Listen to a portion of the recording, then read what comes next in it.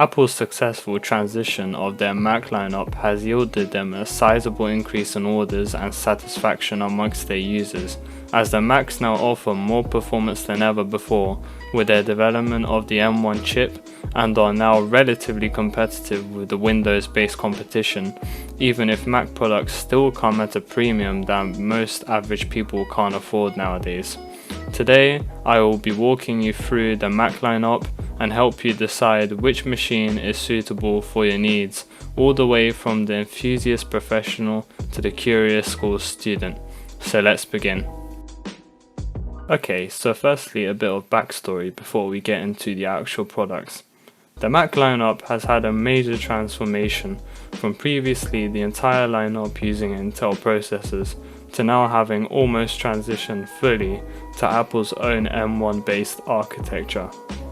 This is a good thing for users, as this means that Apple is no longer dependent on Intel for their mobile CPUs, which is the main brain of the computer, and they can now design more powerful chips for the same price, and this means better performance for users. Great, so surely this means the price of Macs have gone down, right? No, not exactly. Got him! You see, Apple is claiming that they now make the most powerful machines in their price bracket, and this is true in some scenarios if we're speaking strictly in terms of CPU performance due to M1's impressive packaging techniques and architecture design, but unfortunately their claims do not exactly hold up when it comes to graphical performance, as many laptops and notebooks in these classes have dedicated NVIDIA and AMD GPUs that frequently outperform the M1 in many benchmarks. However, where the Macs lose in performance, they make up for with software optimization and integration, as macOS is arguably, and has been for some time, the preferred operating system for many creative professionals such as musicians, filmmakers, programmers, and students, as with exclusive software to Macs such as Logic Pro X and Final Cut, it offers industry professionals and students with cutting-edge tools with unparalleled optimization to be the most productive and produce impressive work. Some examples of this are Phineas and Billie Eilish, who use Macs to produce Grammy-winning records on a regular basis. Okay, so M1 is impressive with its performance, lacks in graphical performance, but makes up for it with powerful software optimization and features. So now, let's get into the product lineup.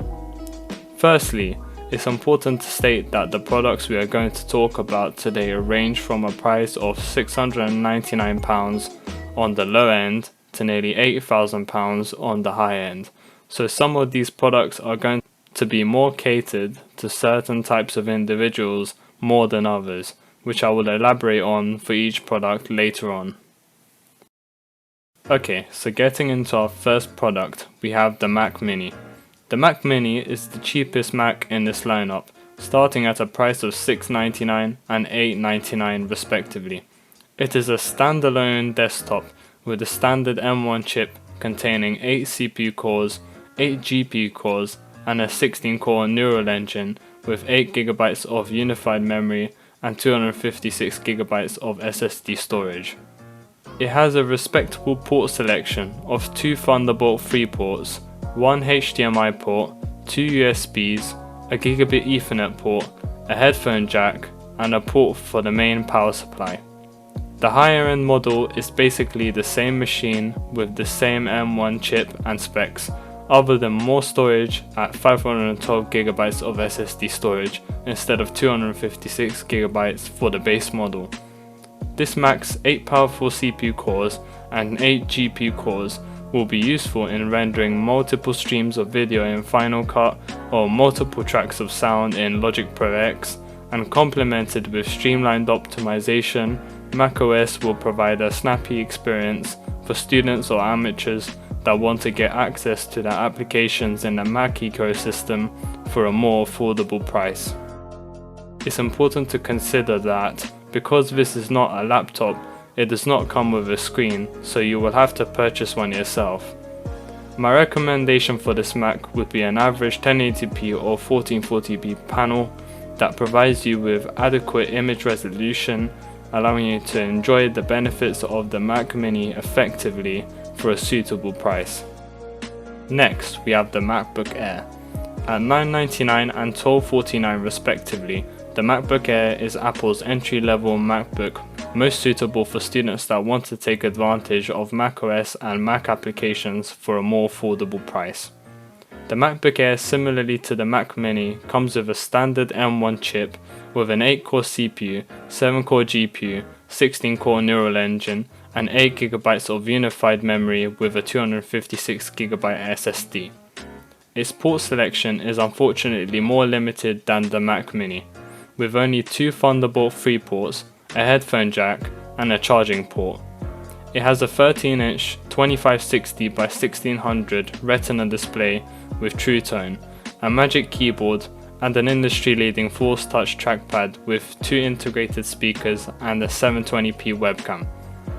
The higher-end model is pretty much the same machine with the same standard M1 chip, but with an extra GPU core, giving 8 CPU cores, 8 GPU cores, and a 16-core neural engine, and has more storage, increasing the base model's 256GB of SSD storage to 512GB.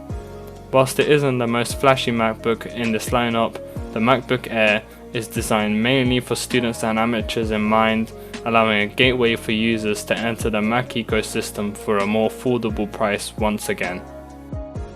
The next Mac in the lineup is the iMac. Starting with the 24-inch model, the iMac is an all-in-one computer, which basically means it's a desktop computer with the computer components embedded into the back of the screen, similar to a laptop. The iMac, starting at $1249, has the M1 chip once again, starting with an 8-core CPU, 7-core GPU, and 16-core neural engine with 8GB of unified memory and 256GB of SSD storage. However, if you want the extra GPU core or more storage, you will need to upgrade to the higher spec models at higher prices of $1449 and $1649 respectively, which will also expand your connectivity. Its port selection is also limited, similar to the MacBook Air, with 2 Thunderbolt 3 ports, a headphone jack, and an input for the main power supply like the Mac Mini. But if you upgrade to the higher spec models, as I mentioned just previously, you get 2 more USB 3 ports and a gigabit Ethernet port. The iMac has a 24-inch 4.5K Retina display and comes with the Magic Mouse and Magic Keyboard. Therefore, this all-in-one desktop is suitable for students and professionals, as the higher fidelity 4.5K screen will provide greater clarity for creative professionals in Final Cut or photographic professionals in Photoshop, whilst providing a generally snappy experience for average users and students. The next Macs in this lineup are the MacBook Pro 13, 14 and 16-inch models. Starting with the 13-inch, the MacBook Pro starts at $1299 with the standard M1 chip featuring 8 CPU, 8 GPU and 16 neural engine cores once again, with 8GB of unified memory and 256GB of SSD storage by default. Once again, you will have to upgrade to the higher spec model at $1499 if you want more storage, starting at 512GB of SSD storage. This 13-inch MacBook comes with a 13-inch Retina display with True Tone, a Magic Keyboard with Touch Bar and Touch ID, a Force Touch trackpad, limited port selection once again with 2 Thunderbolt 3 ports, a headphone jack, a power input, 2 integrated speakers, and the same 720p MacBook Air webcam. This MacBook Pro is arguably a mild upgrade from the MacBook Air, as essentially the only ways it differs from the MacBook Air is 1 more GPU core and a touch bar. So unless you're a professional that potentially needs a bit more horsepower or the touch bar, I would recommend you to stick with purchasing the MacBook Air, as you will be getting more value for your money. Next, we have the 14-inch models starting at $1899 and $2399 respectively. The base model features a beefier M1 Pro designed for more enthusiast professionals desiring to undertake more performance demanding workloads, starting with a 10-core CPU, 14-core GPU and 16-core neural engine with 16GB of unified memory and 512GB of SSD storage by default, these specs being increased to 10 CPU cores, 16 GPU cores and 16 neural engine cores with 1TB of SSD storage for the highest spec and price model at $23.99. Both models feature a 14-inch Liquid Retina XDR display, much better connectivity with 3 Thunderbolt 4 ports, a HDMI port, an SDXC card slot, MagSafe 3 port, Magic Keyboard with Touch ID and a Force Touch trackpad with a beefier 67W USB-C power adapter for power. The MacBook 14-inch is clearly designed for higher grade professionals. With the performance that the M1 Pro boasts, the high fidelity Liquid Retina XDR display and increased connectivity, the MacBook 14-inch should provide you with all the horsepower you may need to power through all kinds of creative tasks such as higher grade video, music, or any other performance demanding applications. Next we have the 16-inch models starting at $23.99, $25.99 and $32.99 respectively. The MacBook Pro 16-inch base model at $23.99 is basically the same machine as the higher spec 14-inch MacBook, except it provides 2 more inches of screen real estate if your workload demands this, and comes with a larger 140W USB-C power adapter as a result. It's not a pyramid scheme. It's not even a scheme per se.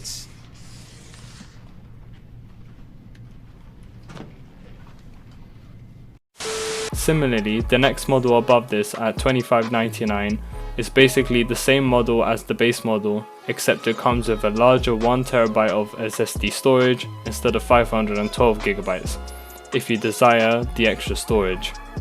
However, the final model at $32.99 differs from the 2 previous models as it comes with an M1 Max chip, which takes M1 Pro's performance to a whole new level with 10 CPU cores, 32 GPU cores and a 16-core neural engine with 32GB of unified memory and 1TB of SSD storage. Wow.